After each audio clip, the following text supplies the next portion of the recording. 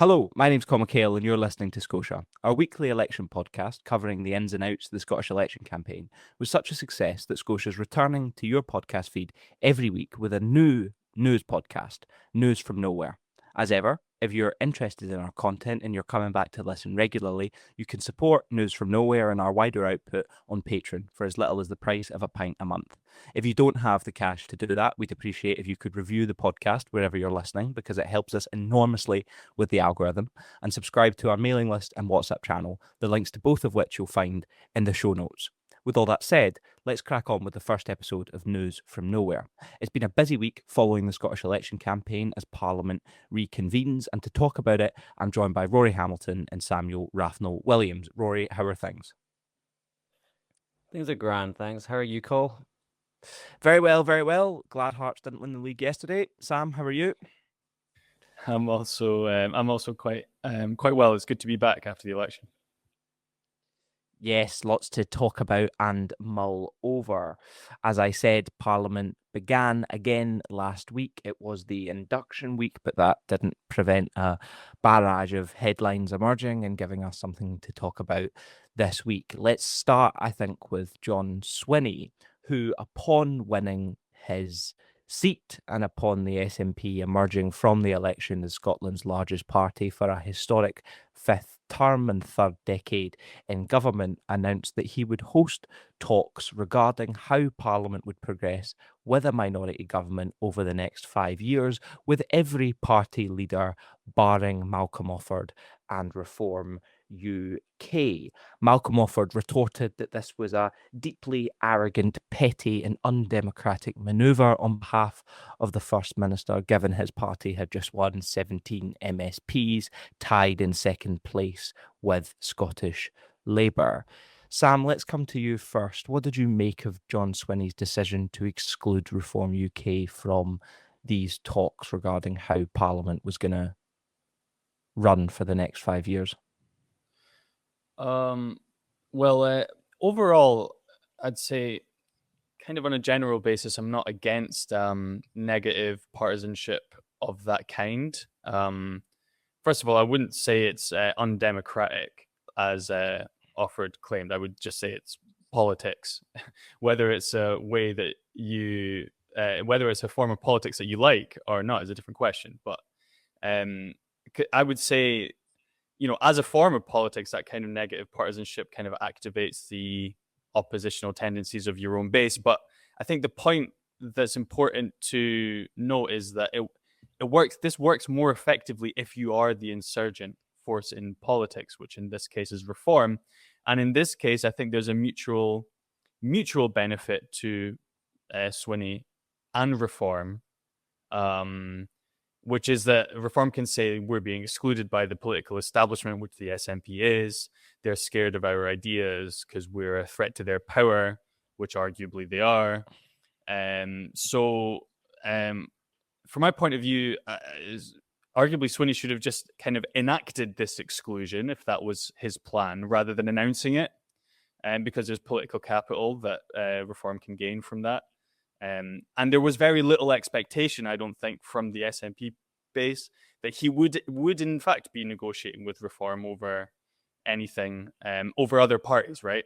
In order to pass legislation. So I think I see it as a bit of a misstep, but I also kind of see it as perhaps Swinney just kind of, taking an opportunity to get some clicks. And to get some profile, which he did get. That's my point of view. What do you think, Rory? I don't know. I think it sort of reflects the election in that I'm like, meh about it, to be honest. Like, I expected John Swinney to talk with all the party leaders apart from Reform, because that's what he did prior to the election in the run-up to it. I think we already knew all of their positions around this. You're right. It is a sort of boon to the idea that it's sort of anti-establishment, or that there isn't a political establishment, should we say, and that Reform are not part of it. So optics-wise, I think Reform can gain all of the, the material benefits out of it that they can. But frankly, is the everyday Scot caring that much about whether John Swinney's speaking to all the party leaders? I don't think so. I think once we get into the meat and bones of the Parliament, things might be different as well. Like it might take a bit of chatting with Reformer and certain things. In particular, I mean, I would say, in light of how Reform have performed across the whole country, I mean, I think some of their successes last week were slightly overblown. They did win a lot, that can't be denied, but the low turnouts and the number of councils that they actually gained control of across England, not quite as much as I think was being hyped up beforehand. And this comes in the context that there's some really interesting research which came out this week. And sorry, I'm just sort of using this opportunity just to talk about reform in a broader picture. Research which came out this week that said that Reform's plans, their policies, which include cutting £30 billion a year in net zero public spending, taxing renewable energy, and scrapping energy efficiency rules for landlords, would lead to the destruction of nearly 500,000 jobs in the UK within the first 3 years. 500,000 jobs would go, and the research by Oil Change UK showed that the sort of split of this across the country, and there was 26,500 jobs lost in Scotland, 166, nearly 167,000 of those were lost in England. So I think the key thing here to take away, if I'm linking up all of these broader pictures, is that it's all very good and well for John Swinney not to talk to Reform, and I think this goes for all of the parties, that they need to be able to show how weak Reform are on economic issues and on actual practical policy when it comes to putting it into place, right? It's all good and well excluding them. I mean, if it's just over talking about how the Parliament works, fine, small fry. But when it comes to the day-to-day running of the Parliament, it needs to be, as we've sort of talked about before, met with a really concrete way of like reaching out to voters and giving them a reason to not want to vote Reform and not to buy into Reform's rhetoric. I think showing that while Reform might lose all of these jobs, at the same time, this is what the SNP is going to do. We're going to create these jobs, that type of thing, which at the moment they haven't been doing. Coll, what about you? Yeah, I don't know. I sort of think this is quite problematic, to be honest, in the sense that I worry it gives Reform that moniker of outsider immediately off the bat. And that's something that John Swinney and others within the Parliament would be wise to avoid handing them so readily.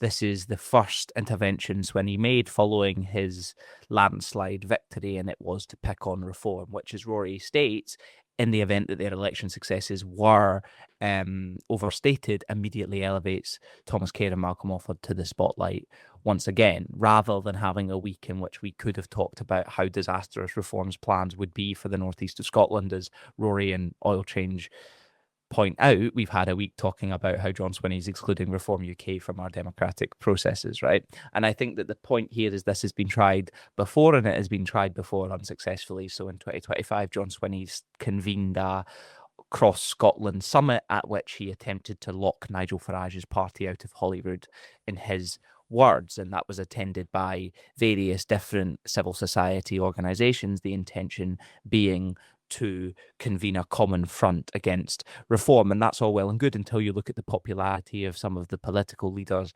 in the room besides John Swinney, who himself has a negative approval rating. We've talked before about Anna Sarwar's negative approval rating among the public of -40, similar for Russell Finlay and other leaders within the Parliament, if people know who they are. So this unpopular front, if you like, was always doomed to fail, and it did fail when Reform were elected to Parliament, getting those 17 MSPs and one hell of a lot of votes across the country. 1 in 5 Scots voting for Reform, or 1 in 5 Scots who cast a ballot last Thursday. So I do think this is a problematic decision, not just because, while the scale of the discussions might be pretty minimal, they might be performative. It sets that precedent. Thomas Kerr's already claiming to speak for Scotland's forgotten working class in his first week in Parliament. He's claiming to be the fox in the hen house. All of this stuff only aids their rhetoric and aids their insurgent status, as you say, Sam. He's got talking points for weeks. I'll make one more quick point before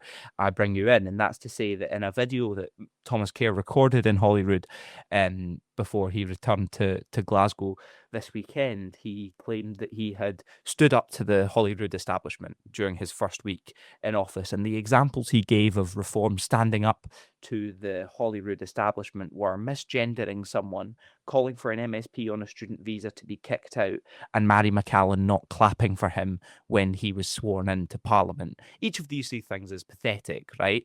Each of these three things is banal, and to call it standing up to the establishment is pathetic in itself.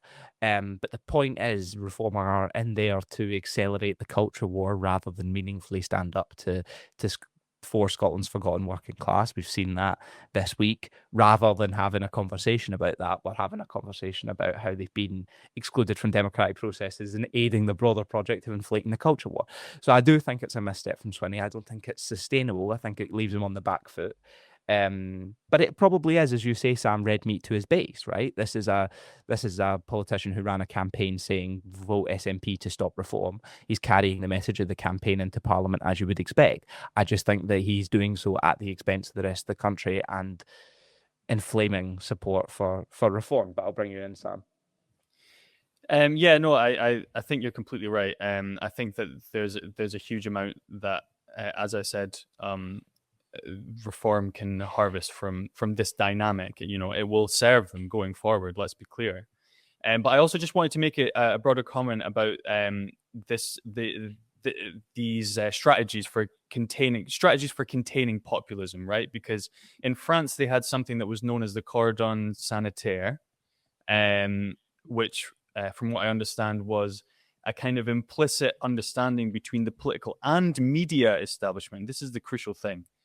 The media establishment, legacy media outlets in France, which is effectively not to cover the populist right during a particular period. I'm unfortunately not well versed enough in my media history, but this notion of cordon sanitaire is effectively what Swinney's trying to reproduce, right? This notion of exclusion, that we can maintain the Overton window in our region of politics if we just keep the right out. But the media aspect of this is essential in my view, and the media environment has changed, and certainly it's changed in France, and Cordon Sanitaire has collapsed completely. Which is that first of all, in the UK, not only are the legacy media obsessed with reform anyway, and have given them just a outsized coverage, not just in the right-wing press, but the BBC and more liberal broadcast media itself. But of course, we've got independent media and online media, which Reform have made great use of, impressive use of. And they also have their own television station, which is GB News, which literally they, these millionaires sunk millions and millions and millions into making it work. And now it's become, an actual sizable cohort of the broadcast news audience. So my point is to say that this politics of exclusion doesn't work in this particular media environment that we're living in now, where Reform can just get their message out anyway, right? And so I'll go back to what Rory said. The task here is not just to persona non grata Reform politicians, but to actually prove that your ideas are better and that you can deliver in a fashion for people so that they are not tempted to vote. Just wanted to make that comment. Yeah, I think you're totally right. The other thing that John Swinney vowed to do upon his re-election to Parliament was restart his campaign for a second independence referendum, confirming that he will table a vote to approve a Section 30 order, which would give the Scottish Parliament the power to call a Scottish referendum in the first days of the new Parliament once he is elected First Minister by Holyrood. What do we think about the post-election independence dynamic, Rory? Are we teetering on the edge of constitutional crisis? Constitutional crisis. I thought you were going to say, are we teetering on the edge of a constitutional change? I don't know. We didn't really talk about loads about the impact of the election on independence last week. In the wake of the election results, I think we were all still putting our thoughts together, really. But the main thing I would say is that the dynamic has changed in that it is now a significantly different makeup of what the blocks are, the unionist and independentist blocks, right? It's, I mean, trying to count it off the top of my head, I think it's 73 or so, 75 pro-independence MSPs, and I imagine there's several others in there who are sort of softly pro a bit more devolution type thing in the other camps. What does that say? Does it say that the Scottish public have moved significantly closer towards supporting independence? I think there was polling that came out before the election that it put independence at about 53% and no about 47, something like that. I don't think the dial has changed that much, and I think really what it will take for it to change is to return to this sort of delivery model of the SNP, proving competent governance, proving that they can lower bills for the people of Scotland. I think what it does change is how the unionist parties approach their answer to it, right? Is that now you've got unionism split between a sort of supposedly centre-left Labour Party, a hard-right Reform, an increasingly further right Tory party, and the sort of, equally centre Lib Dems. Who has got the biggest sway in that? Reform probably have the loudest voice to shout about it. They love talking down Holyrood. I think the other parties need to find a way to talk about how to make Scotland better and talking up Scotland. As I think you both said very well, the amplification of the culture war is their aim. And I think they'll try and mobilize around independence in that context. So some of the sort of ridiculous things that they've said in the past. Where does it go now? I think why would John Swinney pursue a Section 30 order for independence in the first week? It's just to, as you said, Sam, red meat to the base, right? It's not.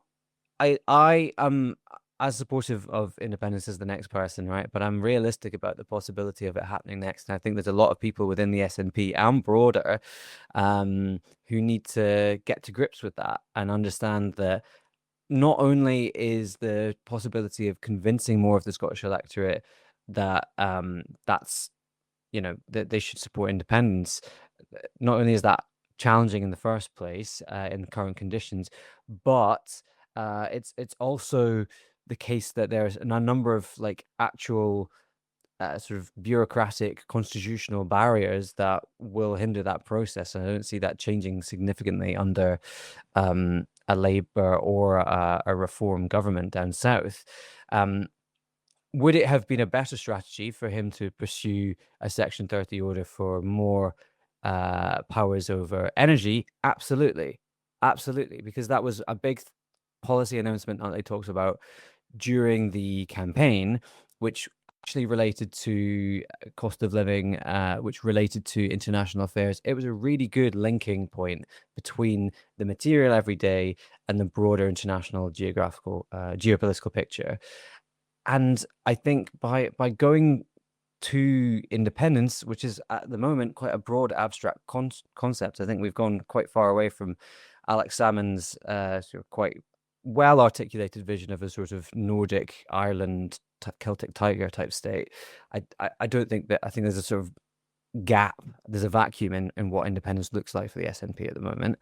And I really do think that more powers over energy is absolutely a step in the direction for articulating what that vision looks like, and it actually gives a jumping off platform for saying within the first week of Parliament, look, this is what we're trying to do. We're already trying to bring your bills down, but look, the UK government don't want to give us the powers to do that, and what they're currently doing isn't enough.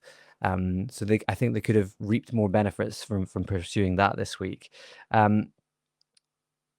I'll throw it back to the pair of you, but perhaps something, and we can use it to jump off into our last talking point. I'd be interested to know, with all this sort of change going on within the Labour Party down south, or not change, however you want to see it, do you think an Andy Burnham, were all the stars to align for Mr. Burnham to become Prime Minister, do you think an Andy Burnham government would be more sympathetic to further devolution of powers to Scotland, or more sympathetic to a managed process towards an independence referendum? But yeah, what are your guys' thoughts on the SNP in this first week? I think on the first point about the Section 30 order, interesting and good point about the energy manifesto. I think that makes a lot of sense, or would have made a lot of sense had John Swinney done it. I think the way to think about the independence question in this parliament is that John Swinney deliberately set himself a very high threshold in order to go for a second referendum, right? It was a majority in that conference speech in October. The SNP need a majority to push for a second independence referendum, so vote SNP. Having fallen short of that threshold at last week's election, I think he's in a pretty strong place, right? In the sense that he doesn't have to wildly accelerate the campaign for a second independence referendum, which he doesn't really want to do anyway. The man is as committed a gradualist as they come. So he is able to move through this parliament under substantially less pressure, I think, on the question of independence than he would have been in the event the SNP had not lost those 6 seats, and make nods towards constitutional change when required. So in some ways, I'm surprised that he would push for this Section 30 order immediately, although I suppose it gets it off his desk, right? He comes in, Section 30 order vote happens, Parliament supports independence. Keir Starmer said, no, hold our hands up, wait 5 years, vote SNP again, this time get us a majority and we'll be grand. And I think that pretty much sums it up, so let's not dwell on it. Sam, before we move on to Andy Burnham, because I think Rory's question is an apt one, anything to say on the SNP's independence strategy? Yeah, well, no, I think I broadly agree with your assessment there, Coll, and it's something that I said in the immediate aftermath, I think, when we were doing our election results analysis, which is that this lower representation is strategically quite helpful for the SNP, because it means that they don't actually need to commit the intellectual political resources to developing that vision that you're talking about, Rory, which was developed in the run-up to 2014 and has now faded, despite the fact that support for independence has been gradually rising, right? There's been no effort to kind of capture that whatsoever and make it into a kind of into a civic force that representing an alternative vision for Scotland's future from the SNP leadership. So the question of the Section 30, there's a question about whether they have the mandate to set it up, because as Coll said, the precondition was a majority, but I think that argument is settled by the notion that there is as high a proportion of independent supporting MSPs in the Parliament than there ever has been, and also Swinney does have to do this for the sake of his base. It would be too much of a betrayal otherwise after having run that campaign. But the point is, as we know, this request basically remains at the discretion of Westminster, and it'll be rejected. So for me, the real question is kind of what happens after, right? What happens after for the SNP plan for independence, given that there is this enormous dearth of ideas and initiative about how to pursue it? Will it simply fall away and go on the back burner for the rest of this kind of parliament, or will there be a kind of alternative vision about how to pursue it? Because we know that within the independence movement there is also a huge fissure now occurring between those that still believe the SNP, or basically between gradualists and the kind of more radical section, and you have kind of former significant figures within that movement advocating for a kind of plebiscite referendum, or different methods of pursuing the national issue. So the question is how the SNP manage that after this particular effort fails. Yeah, that's something we'll come back to, I think, because it is interesting to see the direction in which that pull away from the SNP goes. Because, as you say, Sam, there is this argument on one side for a plebiscite, and on the other, the Greens eating into the SNP's constituency vote across the country among younger people, for example, right? So there's a pull in both directions, which makes it a difficult situation for the party leadership to navigate, I think. On to the Labour Party and Rory's question. Keir Starmer is clinging on to power as we speak. Wes Streeting has declared his intention to run for the leadership in the event that Starmer eventually makes way and declares a contest. Andy Burnham has found himself a seat in Makerfield, courtesy of Josh Simons, who you might remember from suggesting that smugglers were stored off the coast of Shetland, I think, in a barge on LBC a couple of years ago. Let's start, I think, with a couple of other points before we turn to Rory's question and Andy Burnham's constitutional orientation. What does this mean for Scotland, do we think? Because it strikes me that a psychodrama regarding the Labour leadership in London is exactly what Anna Sarwar and Jackie Baillie require to distract attention from themselves. They are going to get off very lightly, it looks like, having led Scottish Labour to its worst defeat since the beginning of devolution, once again, I should say, because they did that in 2021 and then they suffered a worse defeat in 2026. So both are going to remain in post in all likelihood, despite that performance, steadying the ship and pinning it all on Keir Starmer, who it looks like might be about to make way for either Burnham or Streeting. Rory,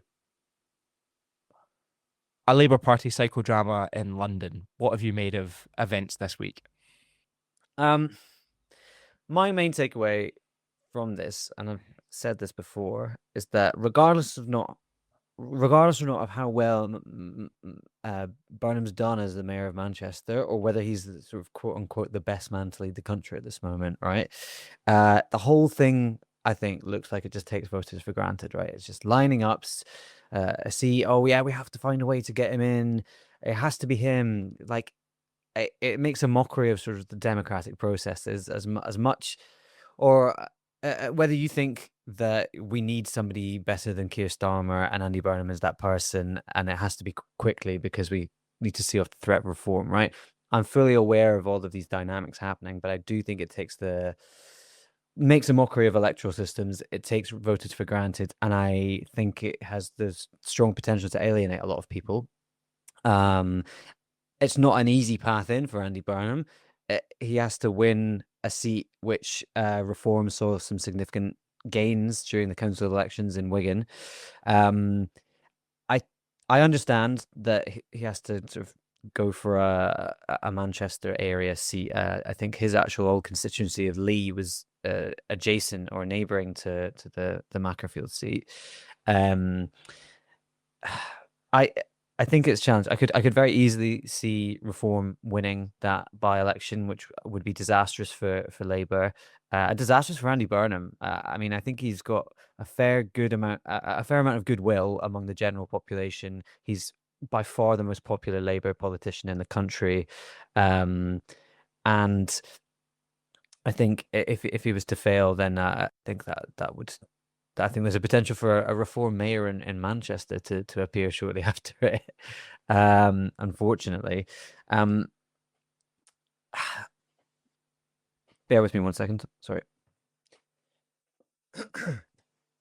But the thing which I'm really finding difficult is that it's almost like Schrodinger's Burnham, right? He can be whoever you want to whoever, right? He's been a Blairite, he's been a Brownite, he's been a Milibandite, he was a Corbynite for a bit. He's even, been broadly supportive of Keir Starmer in some ways, despite sort of being the main point within the Labour Party of standing up against Starmer.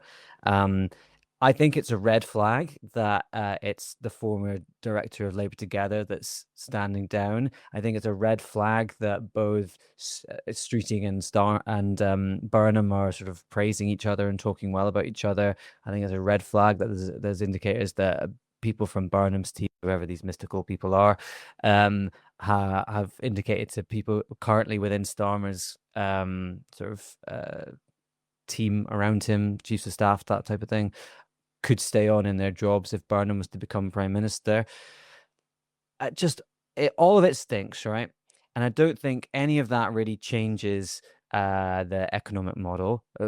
Andy Burnham might have done a relatively good job in Manchester. There's also problems with some of the things that Andy Burnham's done in Manchester. He's by no means a silver bullet. He's by no means a saint. Property development being one big point, I'd say. But he's got this air about him, like I think all of these like little red flags really run against this. Like he's got whatever the sauce that Nicola Sturgeon had, right? Of she's your aunt down the street, right? Andy Burnham, he feels like your dad or your uncle. Like he's a personable bloke. I saw him answering a question, taking the most popular stance I've seen against VAR in an interview. That's bound to pick up votes. If not from anyone else other than Hearts supporters. I think, look, I think it all looks terrible. Do I think there's still potential for Burnham to get in? Absolutely, absolutely. And do I think somebody of his sort of energy would really throw a cat amongst the pigeons and would really hopefully do something to revive Labour's chances? Because as much as I can complain about Keir Starmer or things that the Labour government are doing, I want a government that is doing things, making people's lives better. And I think Andy Burnham at least gives the impression that he wants to do that, which I don't even get the slightest impression that Keir Starmer wants to do. And I think that's a key difference, to be honest. Sam, Andy Burnham, are you getting on board? So first of all, I want to agree with the point about this will be a serious race in this by-election, by the way. I think that constituency is like 65% Brexit voting. It's considerably less diverse than Gorton and Denton, and like you said, Rory, it's a place where Reform made big gains recently. So there's a big risk here that he will not win, and if he doesn't, then that's signals huge changes in British politics more broadly, because that it basically indicates that will be the indication that the Labour brand is done for a generation, in my view. But in terms of Burnham himself, Schrodinger's Burnham is a good way of putting it. And I find it quite interesting that there's this notion that he emerges from the progressive wing of the party. But if you look at his record, there's not a whole load that indicates that. This idea comes more from his position as Manchester mayor and as a kind of oppositional figure to Westminster, right? I think that his positioning as an outsider comes from his mayoral position, rather than necessarily a big kind of policy distinction. And as you say, it is a red flag that he seems to be getting plaudits from the establishment of the party.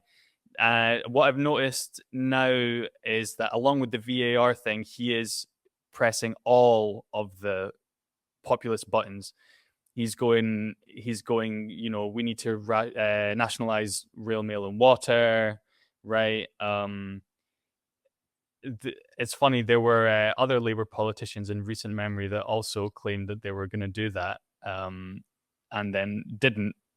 But I think the point with respect to Scotland is that what a Burnham premiership would look like and its implications for Scotland just basically remains to be seen, because he is sculpting his own brand literally day to day with each media interview that he gives as we speak.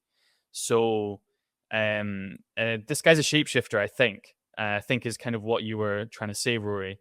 And it's very difficult to see what this is actually going to mean, not just for the UK, but specifically for Scotland. In the meantime, it's a brilliant distraction for everyone in the political establishment. It's great for the SNP because they don't get much scrutiny. It's great for Labour because this impending economic crisis that we're going to suffer can be pinned on leadership drama, right? Rather than a war in which they're actually involved. and it's great for their opposition because they can describe it as chaos and etc. And it's basically a fantastic distraction from like kind of the urgent domestic crises that actually need addressing in this country. Yes, I think all of that is true, Sam. I think that, Burnham, as you say, is curating his pitch as he goes one run at a time. Talked yesterday about reindustrialization of the Northwest, a mass council house building program, and as you say, the nationalization of essentials, things that we would want him to talk about, but as you say, a shape shift, if you like, from previous comments. I think what's interesting, as I said, is and as you said, the scale of the distraction, and I suppose we shall wait and see. But all of this, of course, is dependent on Keir Starmer agreeing to make way, and that is a big dependent factor, given he looks like a man whose cold, dead hands will have to be removed from the tiller of Downing Street at this point, but something we can return to in the coming weeks. I'm sure News from Nowhere will be back with you every Monday, so please make sure to follow Scotia wherever you're listening. Subscribe on YouTube. As I said earlier, if you have a few pounds available to support Scotia for the price of a pint a month, we would very much appreciate your support on Patreon, and we will see you next Monday. Thanks to Rory and Sam for coming on, and to you for listening. See you soon.